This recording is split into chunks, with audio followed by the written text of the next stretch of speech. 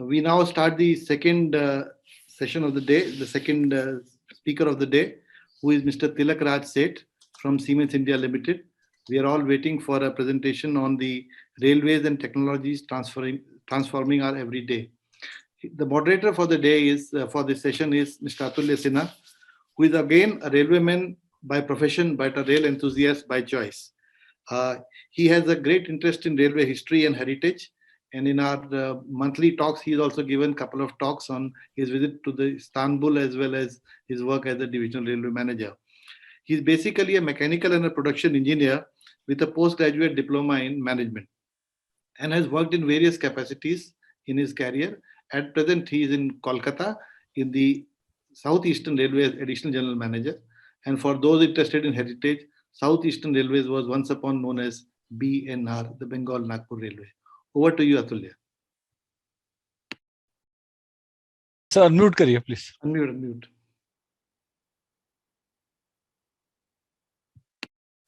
Thank you, Mr. Manoj Pandey. Our next speaker is Mr. Tilak Seth. He has degrees in electrical engineering and law. Mr. Seth has been working with Siemens since 1984. And to many people, Mr. Seth and Siemens India are synonymous. Mr. Seth is presently Executive Vice President and Head of Mobility of Siemens India. He has been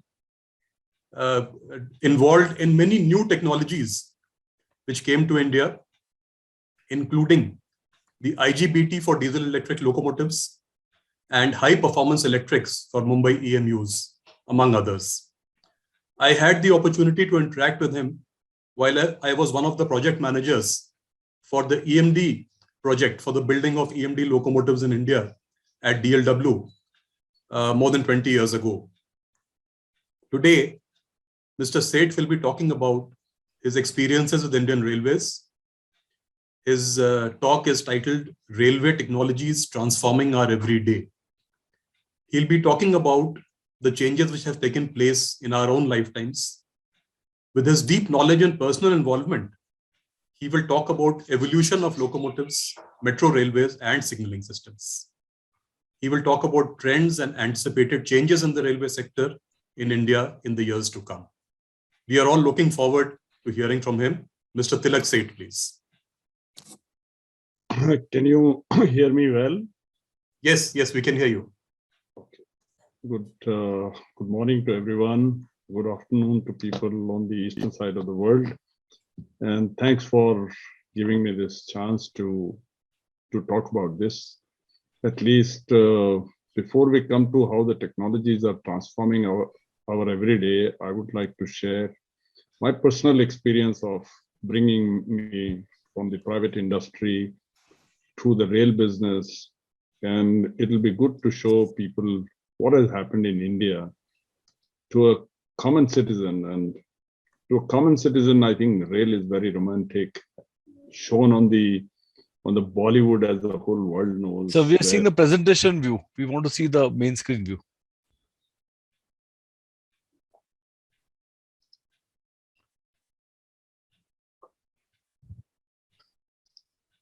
Can you see this? Yeah, but we are seeing the presentation view. Now we are seeing the just the presentation. Now go to full screen. No, how? Yeah, Right. that's correct. Yes, That's correct. Why doesn't it go to full screen here? Enable editing on the top.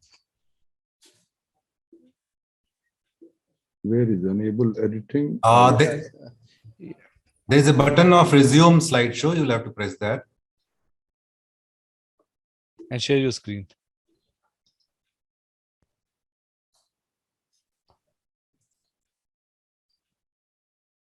Can you see it all now? No, sir. You'll have to share it again. No, I do it here. Now you can see it. Not yet. We can't see it. You please kindly share it again. Okay, let me try it again.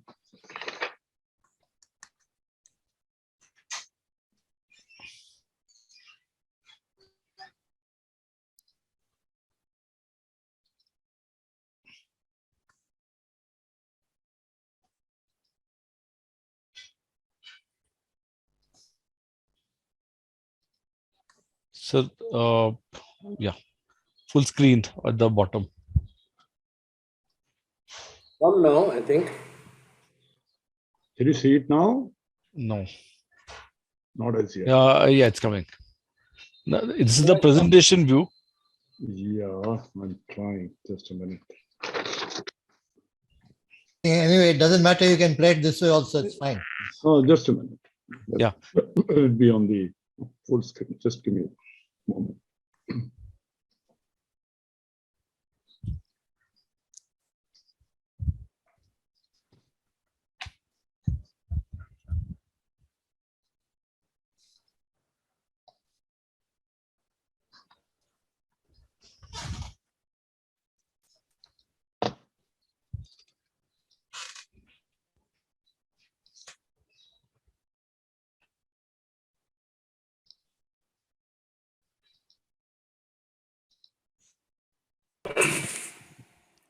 I hope you can see it now. Now we can see it. Okay, so the All Indians part of our life on rail is shown in the cinematic world of the Bollywood, where you see the many times the protagonist running away from home, from village to the city, the water taps at the platform, the romantic steam engine from the past to track changing lever, the hero trying to save the heroine from the villain, and heroic saving from the burning trains. So that's every citizen in India is exposed to this, and to many school-going students in the past is, even I have passed through the rush at the stations, the hold-alls, the reservation lines, the coolies, the waiting room rush, and so on, to schools and colleges where you still can afford only second-class travel, now changing to two-tier AC, three-tier AC, and so on, where previously you carried your own water, your own food, the pitcher to carry the water. Everybody listening to railway budget for 1.5 centuries, it was separated from the main federal budget. And the college electrical students or engineering students knowing that DC series motor is the one that runs the trains. And the reality, of course, has changed to when I joined the job at Siemens. I worked only in Siemens for the last 37 years. Then travel, you're exposed to now a little bit more changing from class to second class to perhaps AC chair car, where a travel between Delhi and Bombay lasting nearly 17 hours would break your back, but still an exposure to first class luxury. And so you're still oblivious to what the technology is, how it is moving the train. And maybe I got a chance to be traveling maybe 2 to 3 times a week for my own job in project engineering across the country, how the TT would help you to secure a sleeping slot, and so on. And then half part of my journey after project business in the process industries, I did change to transportation business, and for the last 2 decades, I'm connected with this. Of course, this provides a very, very attractive vision to what the business can be. And I was attracted, somebody told me that we will be producing at Diesel Locomotive Works 100 locomotives of 4,500 HP per annum. This was very exciting for a person who is connected with drives business. Of course, it took nearly half a decade to success.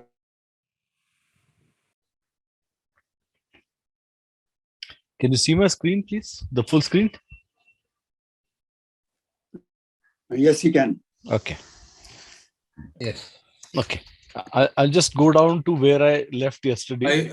I spoke to Mr. Seth just now. He's trying to reconnect. Okay, whenever.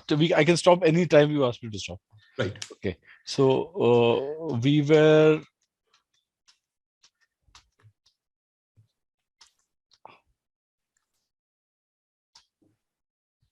We'd gone so far. This is the place between Khandala and Monkey Hill on the Bhorghats between Pune and Mumbai. And I was talking about this waterfall, which is actually a man-made flow of water. It's the leakage water from the pipelines which start at a 4-bay installation. It's a Tata-owned power station at Khopoli, but the water comes from Khandala. So there is one detail which I left out, which is at the end of this wall that you see. At the end of this wall is a tunnel which goes 90 degrees inside, and that is a service tunnel for the third track, which is inside this mountain. And yours truly and Ashish Koelkar, we both had actually gone down this slope, and we had walked on this wall in an effort to reach the track. It's quite frightening because this wall is actually taller than the locomotive, and we are not young, and I'm certainly not light. But we did this sort of a thing just for our law of railways. It's a very interesting place to travel through if you know where to look. And as soon as you cross this wall, you can see the hole for the service tunnel, which goes 90 degrees inside. And once you're inside that tunnel, on your left would be a ventilation shaft which opens up to the atmosphere. So inside the very dark tunnel, you have a shaft of blue light which is coming from the top. So again, I've said this word again, magical. That is what I want to emphasize about. Next slide. You reach early in the morning and sun is just coming up, and this is of course the famous Nagfani or the Duke's Nose peak at the background. This is the Mumbai-bound Pragati Express, which is emerging from tunnel number 49. Tunnel number 50, which is made in 1920s. It's about 800-meter long. It's a semicircular tunnel, and Khandala is somewhere on this side. And the train curves and comes onto the thing. I think Mr. Seth Okay. has joined again. He has joined. All right. So I'll pause. The philosophy. Okay. So this is the work of Pune rail fans who had an almost unreal interest in railways, and we thought we had to explore our background. And this is way back in 2007 when Ashish Koelkar and I used to be out every Saturday going on to on the lines around Pune. And so this is the view of Pragati Express. Like I mentioned to you, this is a bidirectional middle line. This is a bidirectional middle line. This is a unidirectional. This is the up line taking the downhill traffic from Pune to Mumbai, and there is a tunnel inside this mountain, which is the new one. It was made in 1980. The third line, which is the down line carrying the climbing traffic. And what you can see here is the starting of the valley where the Tata pipelines come down from Khandala into Khopoli. So they cross the track just immediately after this railway track. Something I want to talk about, this is a view of Monkey Hill. Now, two trains between Pune and Mumbai actually have this coach called Vista Dome, which has an end view panel, and you can see from the rear. And this is actually a photograph from the Vista Dome track. These two bankers, this place is Monkey Hill, and we have just exited the fog, and it's about 8:30 in the morning, and till now it was completely foggy. Khandala station was completely fog bound, and what we can see is this is the down line going towards Pune. This is the up line coming towards Mumbai, and this is the bidirectional midline. Now, what happens here is that for safety, all trains have to halt at Khandala, they have to halt at Monkey Hill, and they have to halt at Thakurwadi or Nagnath, depending on the line that you are on. And you have to prove that you have the brake power before you can start the journey. So by default, the points for this particular track will be put on a siding which is going up the hill called a cat siding. So in case this guy is not able to stop, if he has no brake power, this guy will be diverted onto the hill track and they will be stopped by the gravity. So while it might seem improbable, we had one runaway only a few years back, where one of the trains. It was on Hyderabad to Mumbai train, which went into the catch siding. Fortunately, it didn't go very far, and the driver could reverse out of the catch siding and get back into the route. And after a few hours, he went on the thing. It was a compound failure in the sense that the point machine had failed, and people had forgotten to lock the point, and it was in the default position, which was going up. And this guy started with a hand signal, which shouldn't have. Some failure mistake, but the point is that the safety actually worked. And so what I'm trying to say is that this particular track requires all trains to stop. What they've done about 10 years back is the up track, where the traffic descends into Mumbai, into the down the ghat. It's got a timer. So at the distance of this particular section, a timer starts, and if a train is under control and it takes a finite amount of time. So from the distant signal to the home signal, if it crosses this distance in 25 seconds or less, then obviously it is moving faster. And this point ahead, which will take it back to the... Excuse me, Apurva, Mr. Seth is back. Right, okay, all right. Yeah.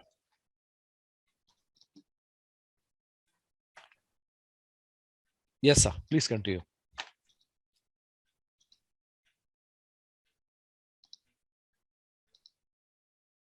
So I'm so sorry for this disruption. I was saying is when I came to rail transportation business, a lot of myths were broken. And as I was saying, people understand in the rail industry, a relay is the contractor. The India colloquially understand the bogies as coaches, but a lot of myths were broken. At that point of time, this my exposure to the technology, and as Atulya mentioned, my first actually discussion was with the DLW teams, and I learned with DLW how the technology was coming. And today, in a career of 20 years plus with the rail industry, a lot has changed in India, from DC traction to three-phase, from nearly 100% electrification drive. Of course, we have achieved 70% today. And of course, ongoing introduction of implementation of new technology. Train 18, as you hear, and I believe the father of Train 18, Mr. Mani, may also be on the call. The entire rail transportation, and that's why I like the whole, somebody asked me to join here. It's a very magnetic work field. Everybody who joins railways business from one side or the other, it wants to stay here. It's a very fulfilling association with a great community, great organizations involved, and the very committed people in the rail industry. Well, that brings me to what we need to talk today is We seem to have lost him again. Yeah, we lost him again. We'll wait 30 seconds, otherwise I'll continue. He's still on. He's still there, yeah, but his screen is frozen. His internet is a little weak. Yeah, I think he's He's gone. gone now.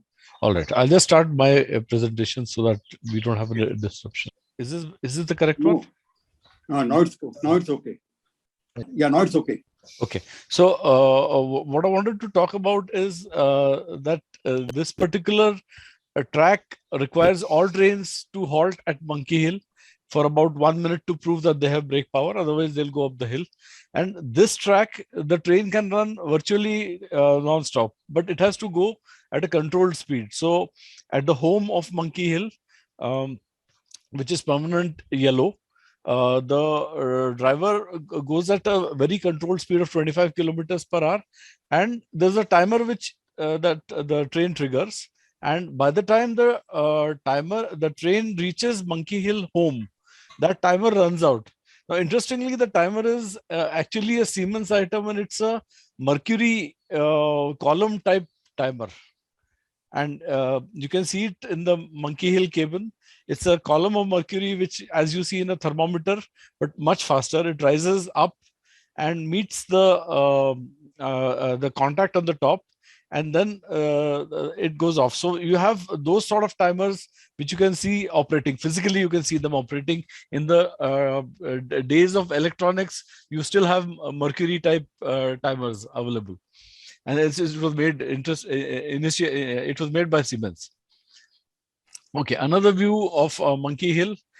This is the grand fog that you cannot get away from, and what you see here is the entrance to the second tunnel. After this is I mean there's a tunnel inside this, and these walls and these particular the bars are to prevent any rocks from falling onto the track. But it's a very frightening, at the same time magical place to be in, where the fog wouldn't lift for the entire day, the Ghat section. And it is our very skilled drivers of the Indian Railways who work this section regardless of the torrential rain or the fog or the humidity or whatever, sunshine. So this is one of the views. Again, it is shot from the Vista Dome coach of the Deccan Queen. So you will get this view if you travel on the train. This is the Deccan Queen loco, which has come to VT and it is waiting at Mumbai CSMT. Now, a couple of years back, maybe 10 years back, a lot of terminus in India had an escape track, in the sense this particular Mumbai never had it, but now this Deccan Queen rake has come, and it has come to the buffer stops. It is waiting here, and now until this rake is shunted back, it is moved in the reverse, this loco cannot escape. But in places like Chennai, in places like Howrah, you had another track in parallel, and this loco had a point. So you could shift out from a switch and the rake would be hauled somewhere else. The loco would move out. But apparently in Mumbai, we never had the system. But what I'm trying to say is, if a train comes into Mumbai VT, the locomotive is trapped until and unless the rake can be completely taken away. This is a problem of terminus, but even smaller places in Gujarat, I think Somnath has got this sort of a system where you have a dead end, but there is an escape siding for the locomotive to go back while the rake is still on the platform. And in Mumbai, you have a very tight constraint of space because there are only so many parking bays. So when a train gets released from the maintenance bay, then this rake can go in, and it's like clockwork. But the point is that this loco will remain trapped until and unless the rake behind it is shunted out. This is again a view of our beloved Shindavani Ghats, and this is tunnel number 2 and viaduct number 3. You have 7 viaducts, you have 3 tunnels, and an absolutely magical place to be in. And I'm very happy to say that the Pune rail fans have done extensive work here. Parallel to this broad gauge, this is on the Pune to Miraj main line, and it used to be a single line. Now the doubling is in progress. It used to be pure diesel haul. Now it is electrified, and fortunately or unfortunately, COVID has prevented us seeing the destruction of the landscape due to doubling and electrification. But we will be going back there soon, and I'll show you the new, probably sad views in a few months from now. This is a train which is carrying something called BTFN FLN wagons. Those are the frameless tanker wagons which we have got them from Kazakhstan, and they replace the BTPN oil tanker wagons. Now, as you know, a pipeline comes from Mumbai carrying petroleum, oil and lubricants to Pune. The location is Loni, which is approximately parallel to this place in this direction. But the pipeline further south of Pune is not complete, not operationalized, I wouldn't know. But we see, like timetable trains, we see a train at in the morning with carrying loaded petroleum products to say Miraj or south of Pune, and we see one empty train coming in the morning between this slot and this slot, we can depend on it. Like when we go for rail fanning, we are ready to cite some trains that we know that Koina will come between this time to this time, Goa Express will come between this time to this time.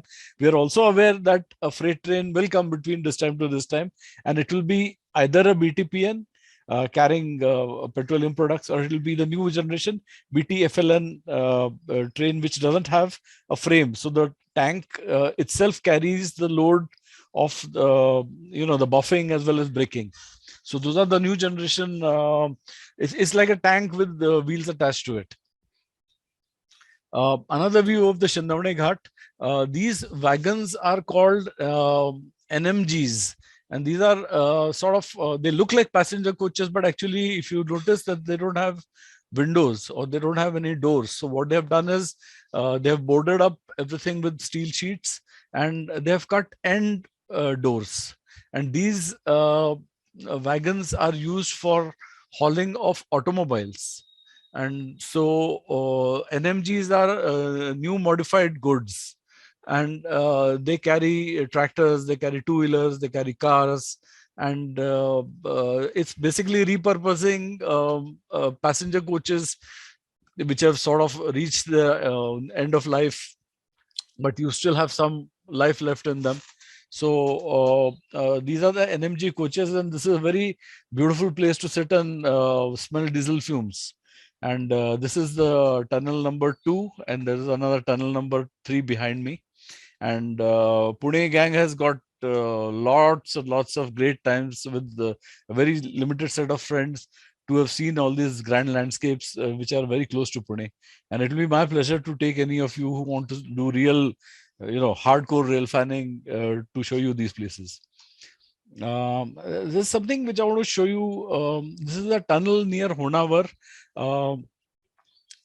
It is one tunnel north of the Honavar 1, Honavar 2 tunnels. This is, I'm trying to show you something called a cut and cover tunnel, in the sense that this particular hill didn't really require a tunnel.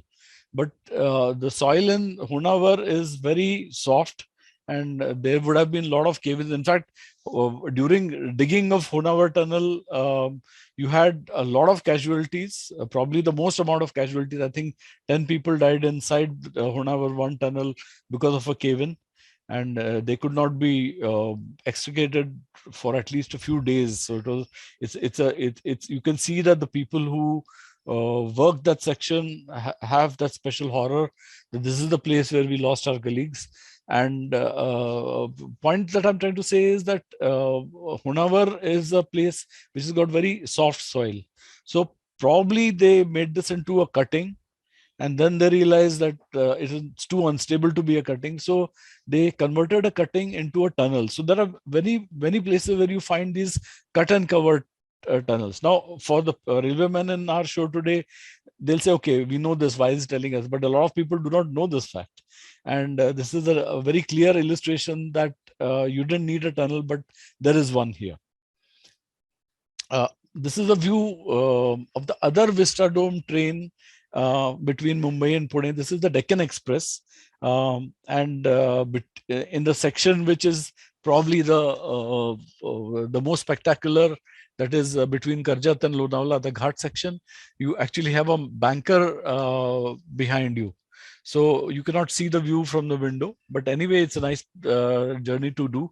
And Vista Dome is a great place for people who want to see views of the Ghat, but don't have the willingness to trek that many kilometers or do the hardships. So it's a nice place for the families and the kids who cannot go into the actual world of the Ghat to see the scenes.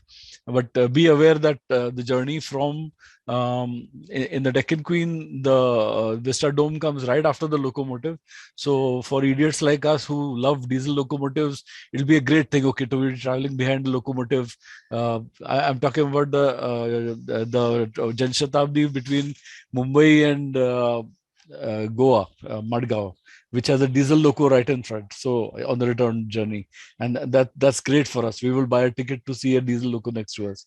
But be aware that in this particular train, in the Ghat section, you will have a banking locomotive between Karjat and Lonavala, and your view will be blocked, though you will hear the howling of the locomotive, which is also a great thing to hear. Atulya ji, I have joined through Yes, sir. phone. Yes, sir. And if you can load my presentation, then I tell you the slide and then you go by the number. Yeah. Okay. So we are.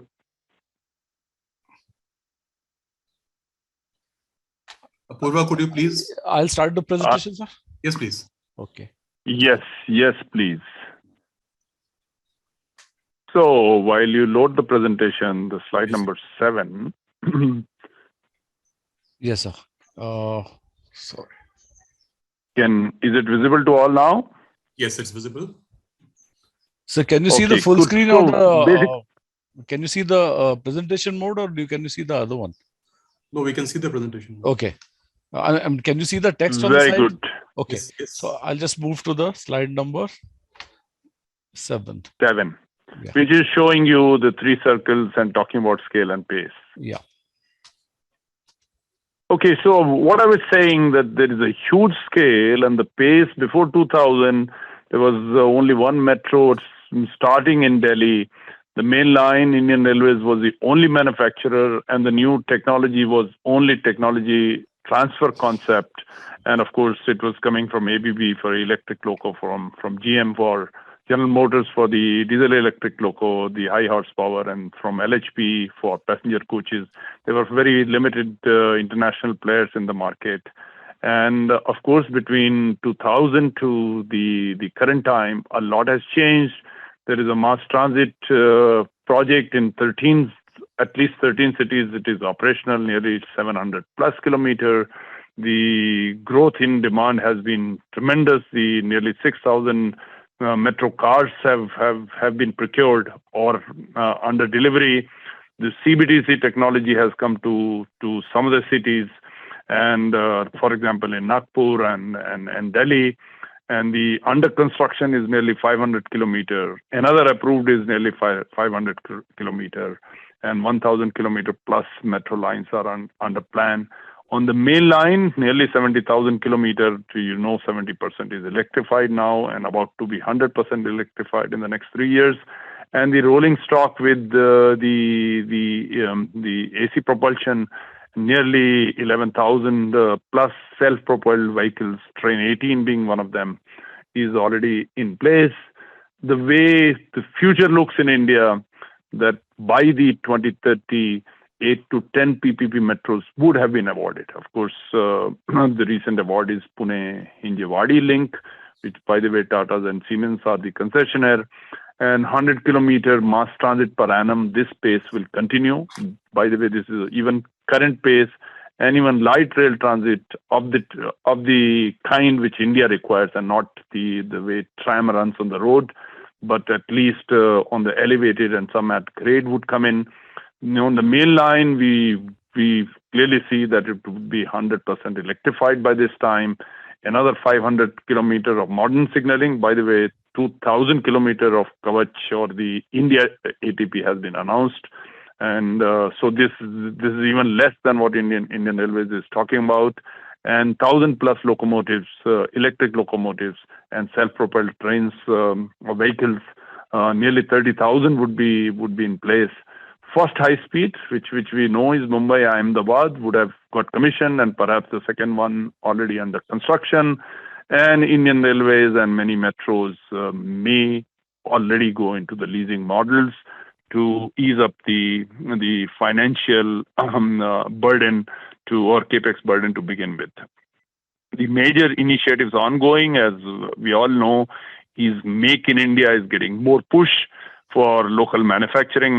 Naturally, National Rail Plan is talking about high-speed rails, 100% electrification, the full diamond of the dedicated freight corridor. The top edges are between Delhi, Howrah, and Delhi, Mumbai are practically under now final commissioning, and the other diagonals of the kite as well as of the rhombus will take place, which cover all the way from Bombay to Chennai, as well as from Calcutta to Chennai and the diagonals. The modern signaling in terms of ATP and 100% fully covered track on automatic signaling would take place. And of course, rolling stock is under improvement. There is a national monetization plan as well, where the rail assets would be monetized, and nearly 150,000 crores worth of the monetization is in plan until the year 2025. Private train operations, of course, this news is still 6 months old. What happens with the current government goes forward with this, we don't know. But at least in due course, about 2030, some people will come into this game. Government, of course, permitting, and of course, the vision of railways that by 2030 they need to come to a zero emission plan. Please come to the next slide, which is talking about the budget announcements, and I would take your focus on the right hand side, that the 246,000 crores, the capital outlay is nearly 14% more over the previous budget, and this is nearly 30,000 crores increase, 300 billion INR. 400 new generation Vande Bharat trains are announced. This is huge, and the time plan is 3 years, and this is naturally ambitious, but there is enough capacity in India, both in terms of the buyer as well as the sellers. What it will need is a highly coordinated effort so that this program happens, and then 2,000 kilometers of the network under the India ATP, which is called Kavach in India, or TCAS. This is in plan. This is the equivalent to ETCS level 2, as we call. Slide, please. Yeah. Please carry on. And the design of metro systems is considered to be standardized. There is one 2.9 meter and the other one is 3.1 to 3.2 meter. The 25 kV AC as well as 750. I think under these four cornerstones, this would be standardized, because now the metros are walking into the second level of cities with population 500,000 plus kind. And of course, the innovative ways of financing, these are talked about also in the budget. Faster implementation is the focus. We see that the current leadership of railways is pressing for this. Of course, in terms of the multimodal connectivity, a lot of the 200 such spots have been announced, and of course the efficient logistics, which has overall concept of one station, one product, will further go forward. Apurva, if we can come to the next slide. This slide is 10 of. So I first want to show you the everybody in the rail knows the journey of the railways in India. What has happened? Of course, you see on the left hand side the horse drawn to the steam locomotive. Come to the next page, please. 11 shows our diesel locomotive has been a faithful workhorse for many years. It is soon going to be extinct because we are going to 100% electrification. What is being talked about to convert nearly 2,000 high horsepower locos into already electric. There is plan. Of course, there is a lot of talk about on this. There are many people who are even campaigning that they should be scrapped. But I believe the solution lies into converting these to electric, and there are many solutions available from various OEMs who can convert these into electric. Come to slide number 12. This is the electric locomotive 9 megawatt, already built in CLW. With the 9,000, 9,000 HP, but 9 megawatt is also possible, because the power on the electric locomotive is really not a constraint as a space on the locomotive. And in the future, this is going to be the reigning king in India. Come to slide number 14, please. Which is now this is the ICF coach. On the slide 15, you see the LHB, and there is already talk about that even LHB technology is now 3 decades old, and now we need to bring in the new technology of the passenger coaches as well. The capacity in India, as the minister himself also says, is between the three factories put together, between the NCF, RCF, and ICF. This capacity is more than the rest of the world. Of course, we know that China has equivalent capacity, but we all know that the capacity in India now 7,500 to 10,000 coaches per annum is really remarkable, and it is now time that slowly the newer technology in terms of passenger mechanicals is also brought in. Come to the next, please. Slide number 36, and now there is a talk about changing the speed of the passenger coaches. Of course, we all know that the Vande Bharat has brought the speed to 160 kmph. These come to slide 17, showing our famous Vande Bharat, and this is done in India. The question whether we will walk beyond 250 kmph is still under question. And of course, the first high-speed project, come to slide 18, is people are talking about 300 kmph kind of speed, but I believe for India, Dale already talked about in the morning that in a little while ago that Australia is still not going in for high speed, and for India, of course, we know that there are 10 to 12 corridors where high-speed links are involved. But what is that high speed going to be? Should it be 300 kmph plus?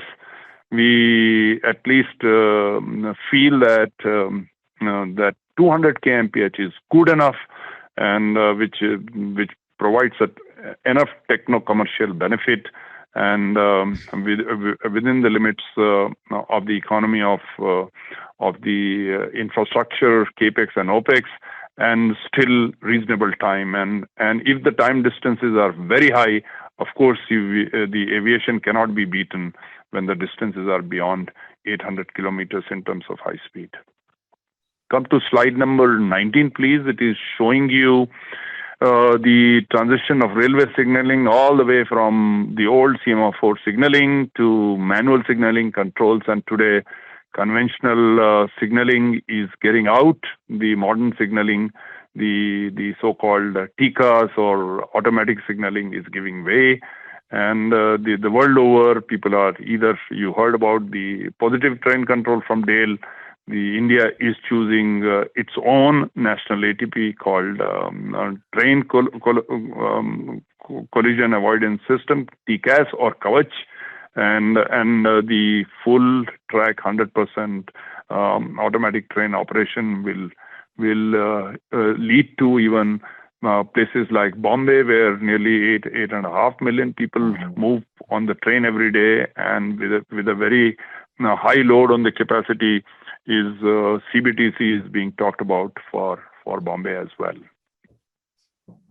Come to slide number 20, and we all know that the manual see and diagnose and maintain, these are now giving way to come to slide 21, to data-driven maintenance, and I think today's data and digitalization efforts will bring down the efforts and costs related with the maintenance, and it will give way to predictive maintenance, and for which many steps are required to be done in where there are large networks like India.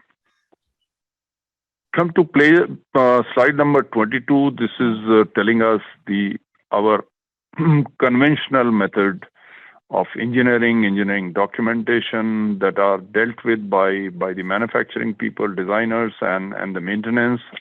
Come to slide 23.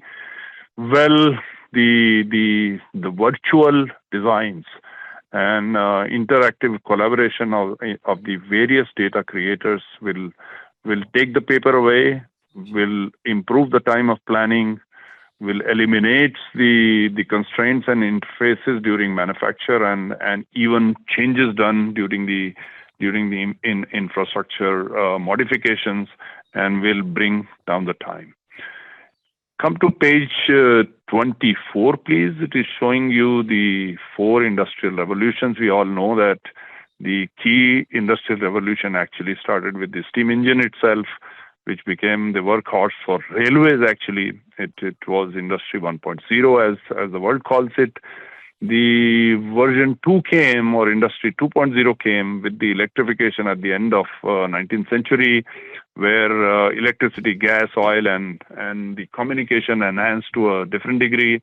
And we all know that we have seen ourselves with our own hands the Industry 3.0 version, where a lot of automation came in, and the computers came in, and the communication happened through electronics.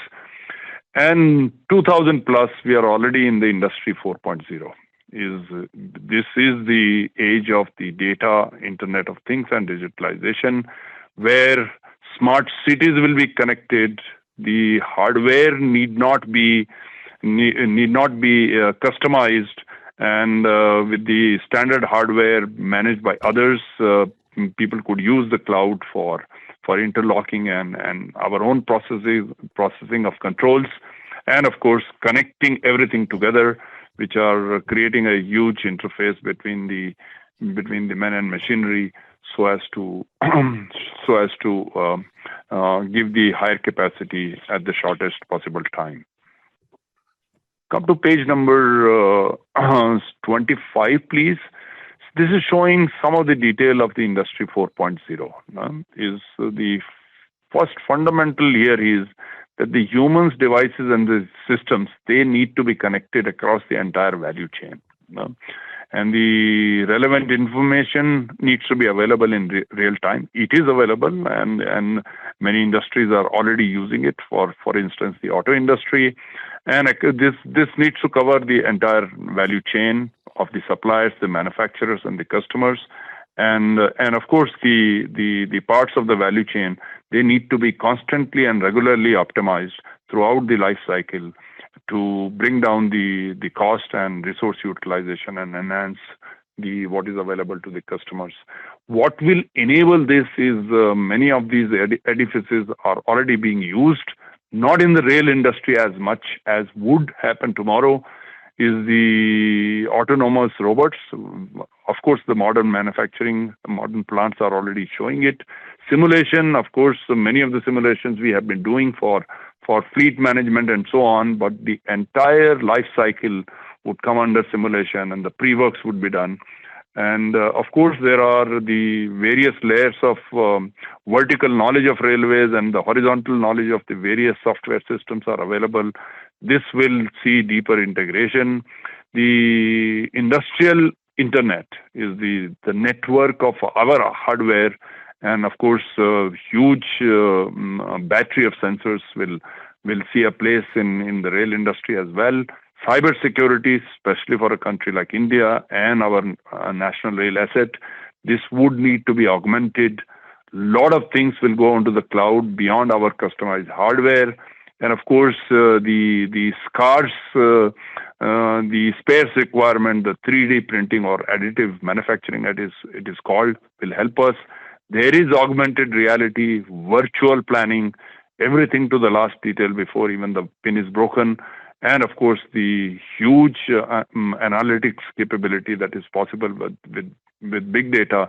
These enabling technologies will take us to the needs of digitalization as today and tomorrow. Come to page number 26, please. This is showing you what happened as a transformation in the auto industry. Glaring is the difference between two pictures. 1900 and 1930 separated only by 13 years. And in 13 years, you see the street of Manhattan, which was horse-drawn carriages, got changed to motor cars or internal combustion engine. And 13 years is not a very, very long time. Come to page number 27, please.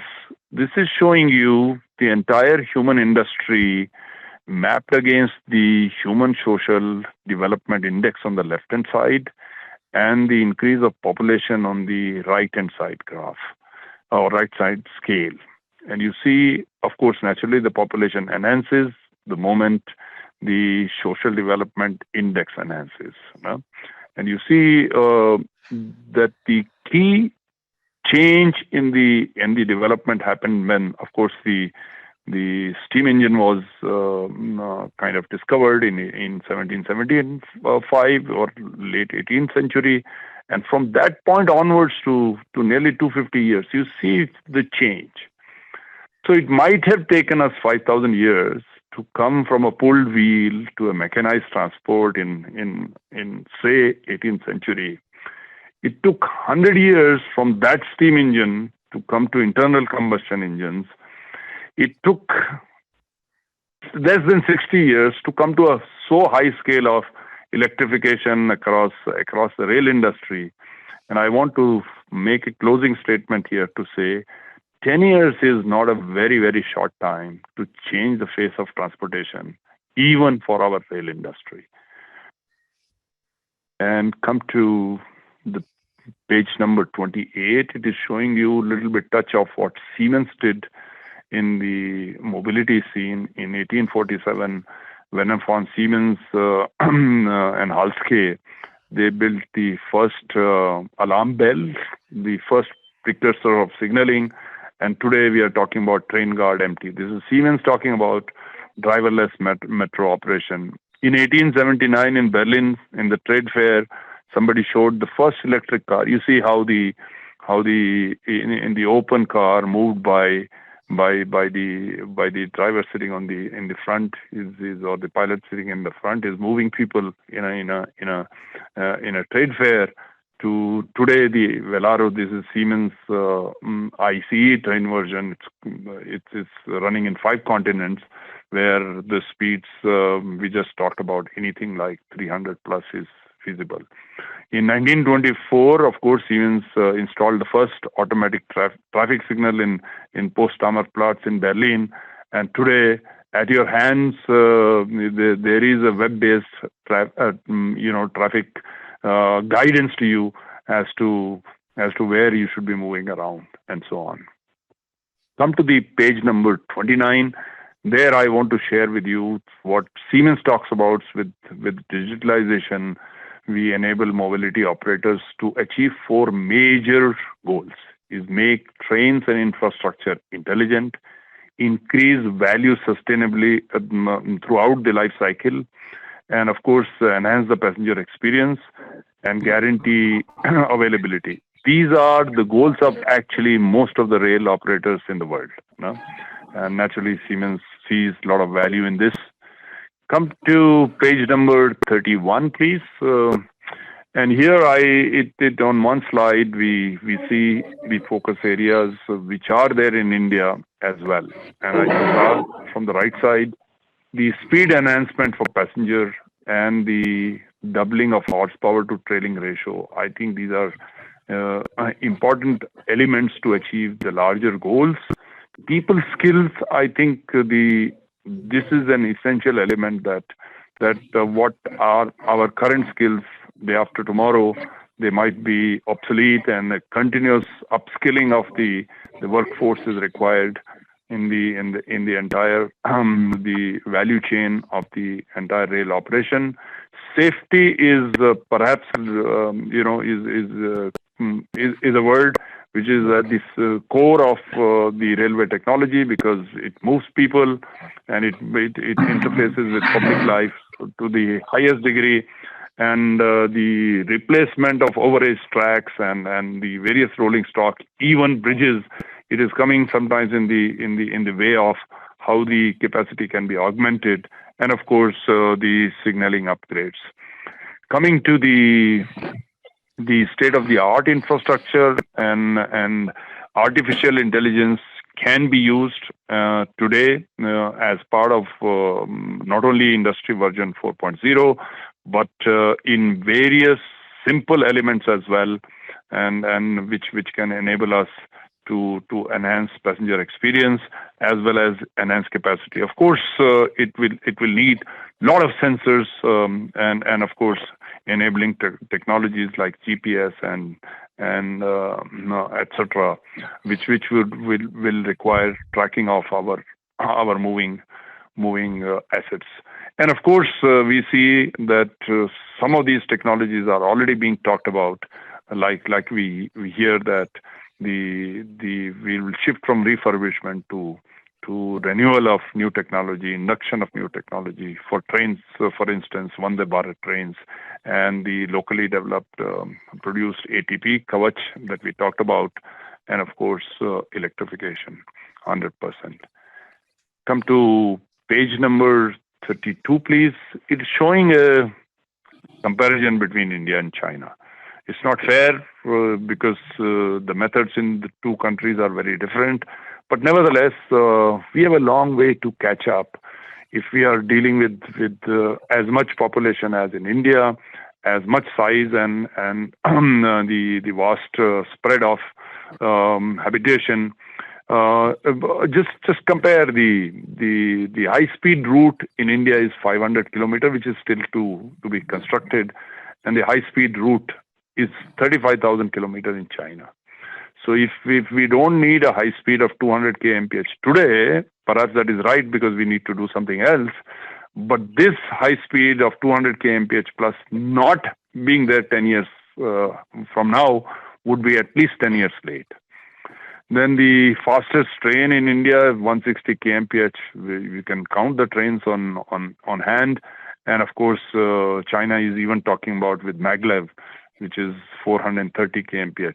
We may not need this speed, what we need is the wider speeds on our large part of the network, which is roughly 70,000 kilometers. And of course, the electrified route, if it's not too much difference, is 63 to about 72. We have nearly reached 70 now, but the whole length of the track will need to go up because we are about 35 to 40 kilometer of track per 1,000 square kilometer of arable land, which is even half of what America is, and then that they are a larger land. So I think a lot needs to be done there as well. Of course, number of locomotives, the difference is not too much, but what we need to see is that we need to bring our assets to the level that we are able to move cargo, as the minister now calls the freight, because the aviation calls it cargo and the road calls it cargo, to shift the modal share to about 40% to railways from current 28%. It would require the high horsepower locomotives. And of course, a lot needs to be done there, a long way to go. I want to talk about railway of the future. Slide number 34 is, this is the vision of railways. I'm only sharing it, all of you know it, at least from India, but to the international attendees on the call, is first of all, there is a target to come to net zero emission by 2030. It's an ambitious target, but it is also achievable, considering that India is going for 100% electrification. So what needs to be done is naturally the pace. And of course, there is a vision of Indian Railways to get to a new height, and which is structured around freight, exports tomorrow, inducting new technology today. And what they are saying, want to shift the modal share from 28% to 40% to rail.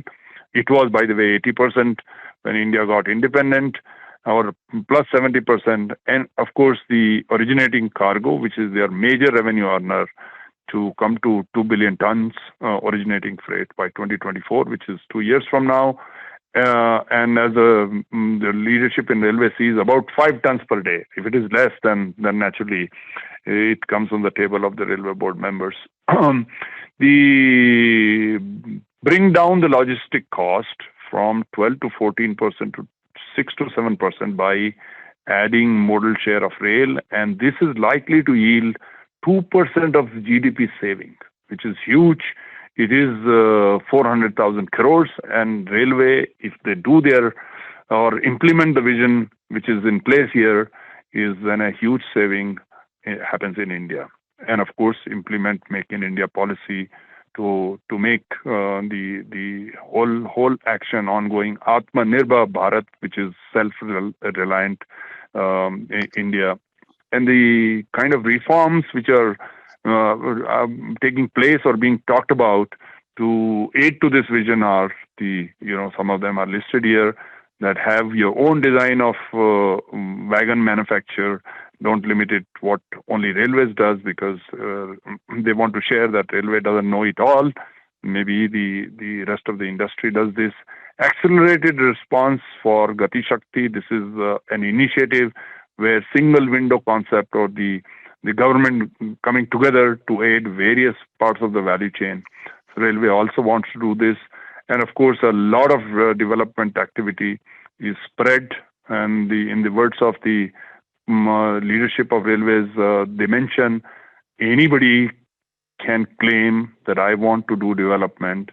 And if it is the startup culture, if it addresses the challenges railways is facing, then they would give them 2 to 3 years of starting contracts to eliminate the challenges being faced by railways, whereby it aids them increasing the capacity and throughput.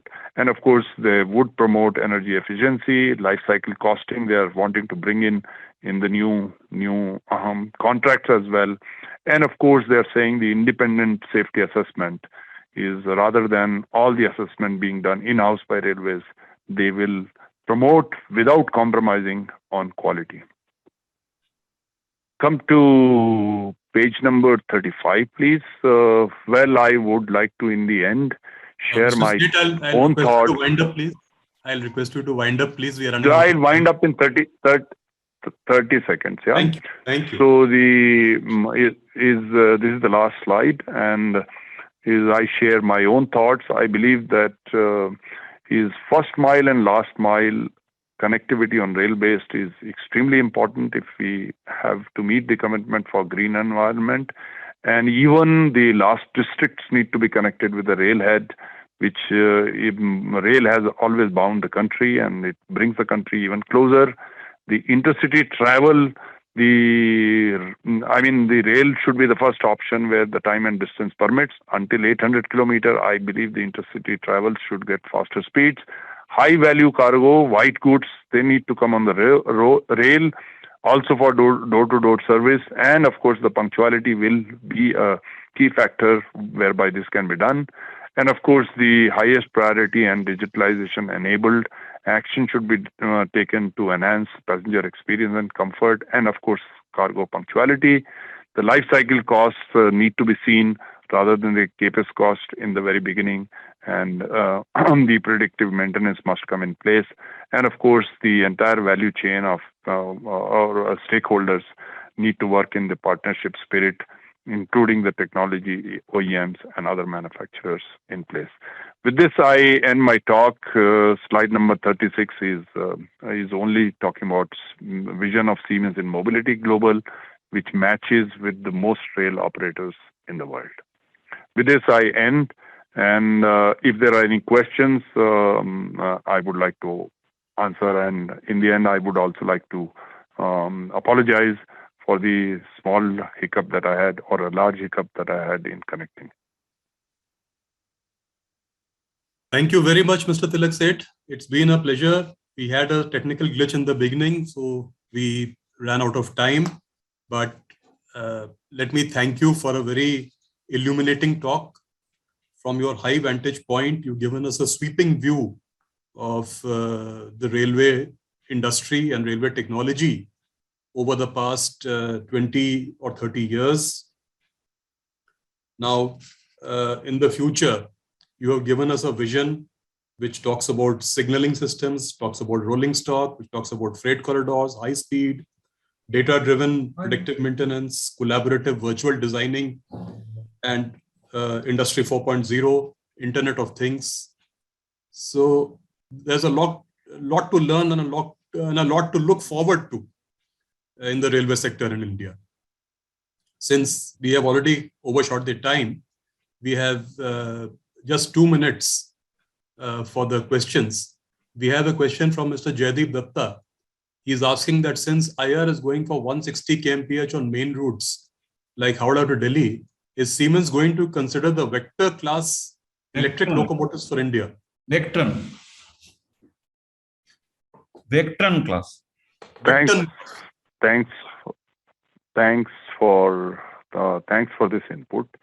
Vectron is a hot-selling locomotive in Europe. It is a platform, and also I have to admit this is also very expensive. And Vectron is built around this basic thought that it needs to move across the frontiers in Europe, and it needs to manage many voltages. It needs to manage many different systems. So, but in India, we are a large continent. We can have our own Vectron. Of course, I believe that since the locomotive platform of WAG9 existed, we brought 9,000 HP on this one. And I believe that India wants to now buy technology of the 9,000 HP 1200 locomotives are being talked about, and another 800 twin of 12,000 HP are being talked about. And I'm sure that most of the elements of the design principles or the features of the Vectron will come in when, if we will bid, of course, it all depends if we are successful. So our own version of Vectron for India will come. Thank you, sir. Thank you, Mr. Seth. We have one more question from Mr. Vijay Raina. He says net zero carbon by 2030. Is an executable plan for this vision available in the public domain? So first of all, I don't want to be, Rana Sahab, I don't want to be taking a posture which is politically incorrect. But from a technology stance, I have to say that 2030 is a very, very ambitious target. A lot will need to be done. That means you yourself or railways themselves drawing power out of the coal plants will need to come down, which means you are 2% user of the entire national energy. So if you want to use all which is green, then a lot of modes of power generation need to help you. Then on the other side, the so-called your own assets, apart from drawing the power, assets need to be such that they talk about like diesel will need to get out, and most of the movement will have to be on electric. I think it's a very ambitious target. I don't want to say that it is not achievable, but it's extremely ambitious. Thank you, Thank you, Mr. Mr. Seth. Seth. You have answered my question without answering it. I think Thank you, Mr. Seth. We have some more appreciative comments. Mr. Tata says, thank you very much for giving us a quick run through of the evolution of the past and current technologies of Indian Railways. I think he speaks for all of us. So we'll close here. Thank you again for a very interesting and informative presentation. Over to you, Mr. Pandey, please. Thank you, Atulya. Slight hiccups, but then we went through the interesting presentation. Since we are running out of time, we would not have any questions at this stage.